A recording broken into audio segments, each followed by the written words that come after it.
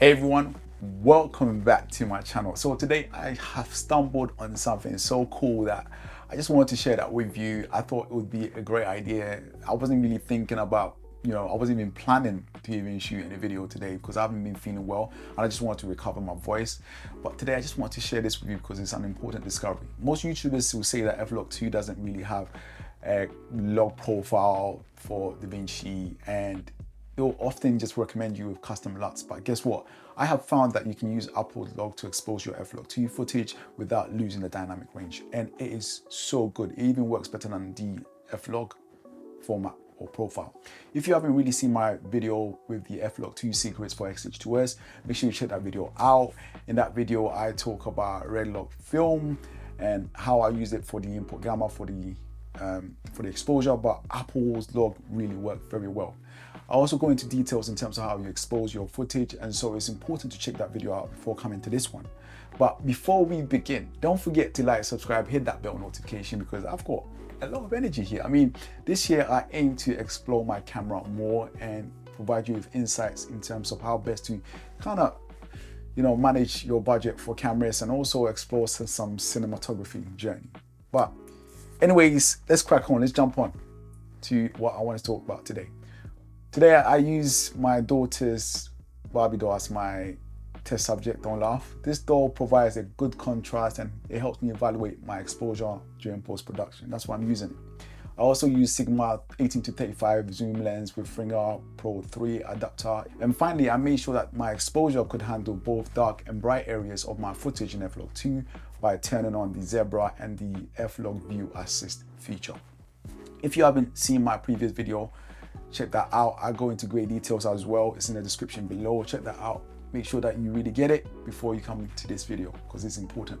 Now let's take a look at how the footage appears when you convert the F-Log 2 footage and adjust the exposure during post-production.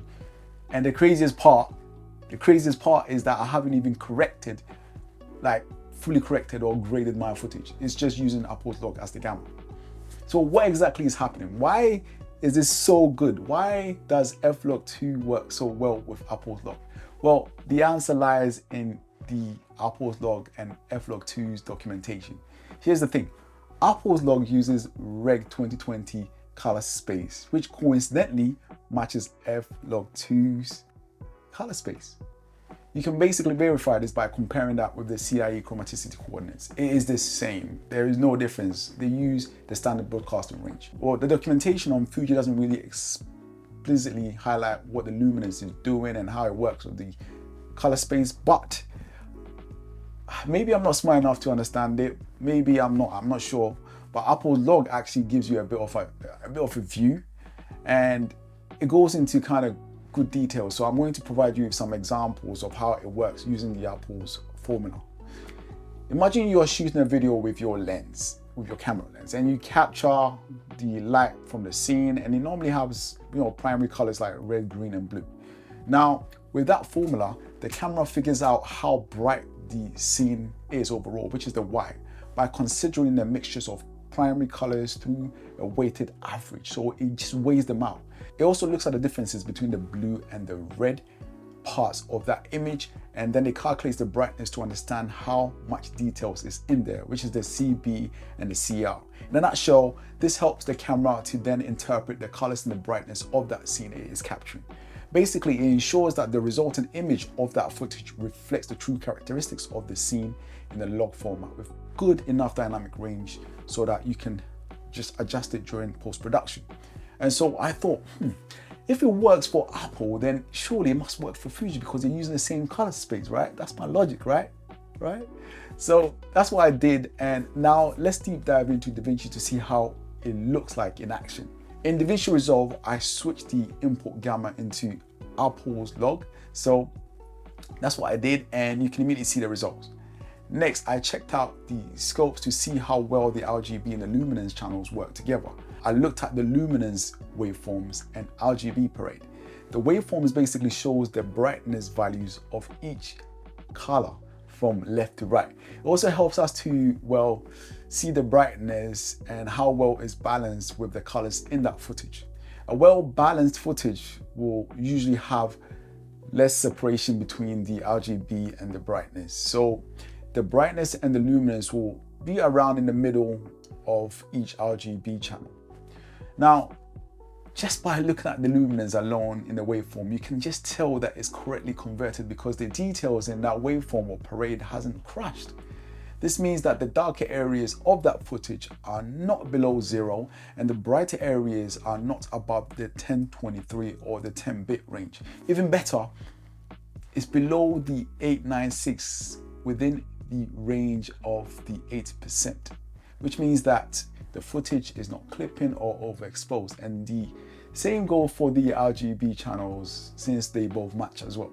Now, let's talk about the vector scope. I'm now focusing on the saturation highlights and the midtones here.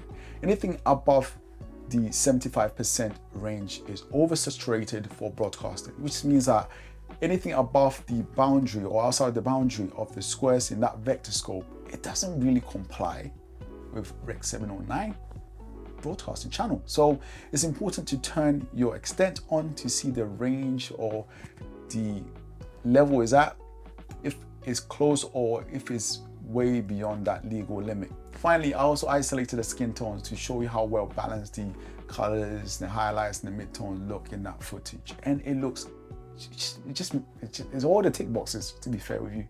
It works. Overall, Apple's log is the best and the quickest option for exposing our F-Log 2 footage. I've tried other options like Panasonic V-Log, and often most professionals will say, yeah, you should use that, you know, because this is their clear winner. And well, we didn't know better. We didn't really have Apple's log. Now we do. To compare that with other formats as well, I've basically shared with you other 4 alternatives and I've ranked them. Hopefully you can enjoy that footage. You can see exactly what it's doing, but Apple is a winner. Like, what's going on? What's going on? F-Log 2, what's going on? Fuji, what's going on?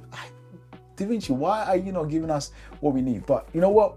We found another alternative route. So if you're watching this, thank you so much. I hope you can experiment as well and see what it is doing, because look, don't waste your time on other people's custom LUTs. I'm sure that it's just not enough, right? You need something simple, you need something free, and I'm here to provide you with that. And this is what I have discovered. So try it. Tell me what you think. Put that in the comments below. And that's it. Well, have a good rest of your day. And that's it.